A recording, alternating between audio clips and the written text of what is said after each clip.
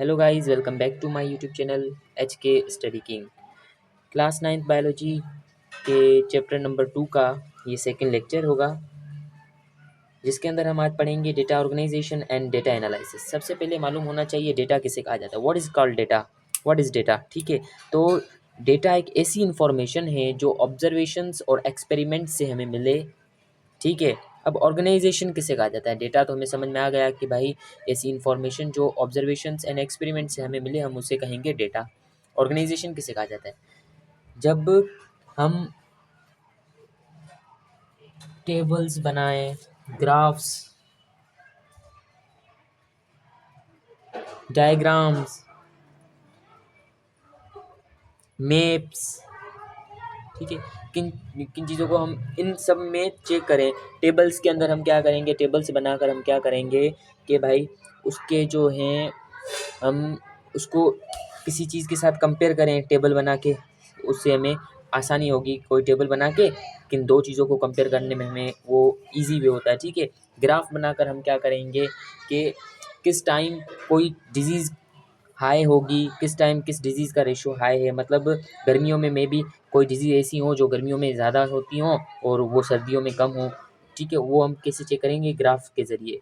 ठीक है, अब डायग्राम के अंदर हम क्या करेंगे कि उनको हम लेबलिंग करेंगे उनकी। ठीक है, डायग्राम के अंदर लेबलिंग करेंगे। और ग्राफ्स बनाकर हम क्या करेंगे, सो मैप्स बनाकर हम क्या करेंगे, मैप्स बनाकर हम उस डिज़ीज़ को देखेंगे कि कौन से एरिया में है डिज़ीज़। जो कोई भी डिज़ीज़ हो रही है फॉर एग्ज़ाम्पल, वो किस जगह पर है, उसकी लोकेशन देखेंगे। ठीक है, तो ये हमारे पास क्या हो गया, पूरा डेटा ऑर्गेनाइजेशन। ये हमने क्या की, एक ऑर्गेनाइजेशन की। ठीक है, उसके बाद है हमारे पास डेटा एनालिसिस। क्या है हमारे पास, डेटा एनालिसिस। तो data analysis, statistical method use to import data. ये एक ऐसा मेथड है जो डेटा को इंपोर्ट करने के लिए यूज़ किया जाता है। ठीक है, इसके अंदर हमारे पास सबसे पहले जो आता है वो होता है रेशो, RATI ओ रेशो। ठीक है, सबसे पहले हमारे पास इसमें क्या आएगा, रेशो। अब रेशो किसे कहा जाता है, relationship between two numbers. Relationship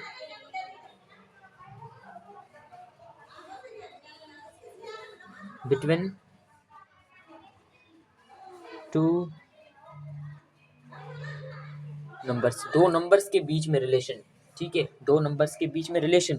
अब रेशो को हम ऐसे भी लिखते हैं या तो हम इसे ऐसे डिवीज़न के फॉर्म में भी लिख सकते हैं। ठीक है, अब एक एग्जांपल देखते हैं हम कि 50 जो हैं हमारे पास मलेरियल पेशेंट हैं। 50 हमारे पास मलेरियल पेशेंट्स हैं और 150 जो है हमारे पास हेल्दी हेल्दी पेशेंट्स हैं। अब इनका रेशो कैसे होगा, अगर हम देखें डिविजन्स में अगर लिखेंगे डिवीजन फॉर्म में, तो हमारा होगा 50/150। ठीक है, और इसे ही हम अगर रेशो के फॉर्म में लिखेंगे तो 1/3। So simple. ठीक है, उसके बाद है, ये हमने रेशो देखा। रेशो के बाद आता है एक दूसरा कॉन्सेप्ट है प्रोपोर्शन। क्या, प्रोपोर्शन।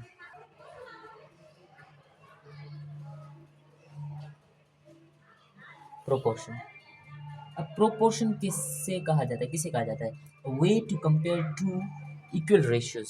दो इक्वल रेशियोज को कंपेयर करना। वे टू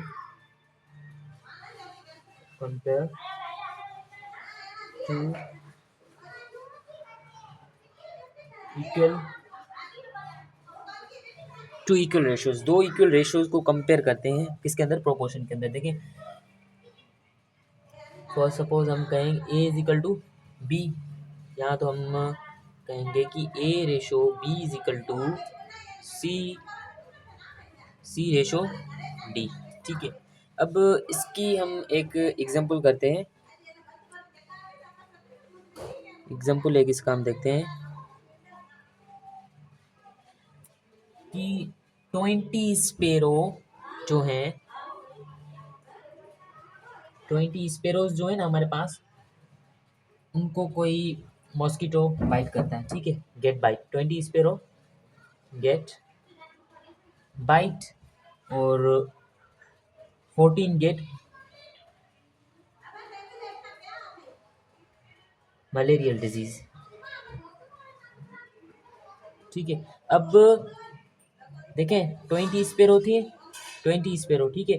उनको किसी मॉस्किटोज़ ने बाइट किया, मॉस्किटो ने बाइट किया तो उनमें जो 14 थे उनको मलेरियल डिजीज़ हो गई।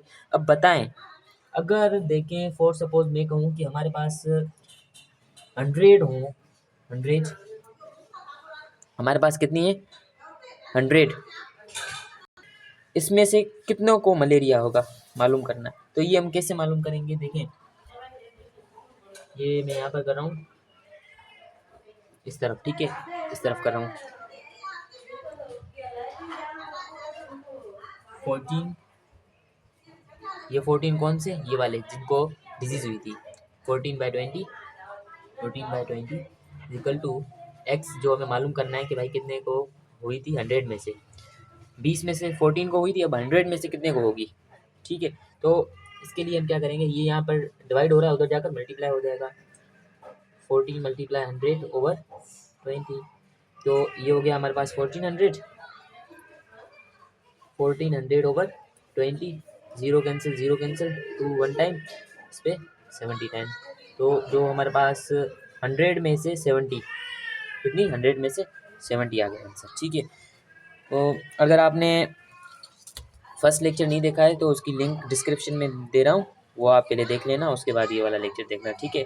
अगर आप चैनल पे न्यू हैं तो चैनल को लाइक करें, शेयर करें और सब्सक्राइब करें। Thank you very much.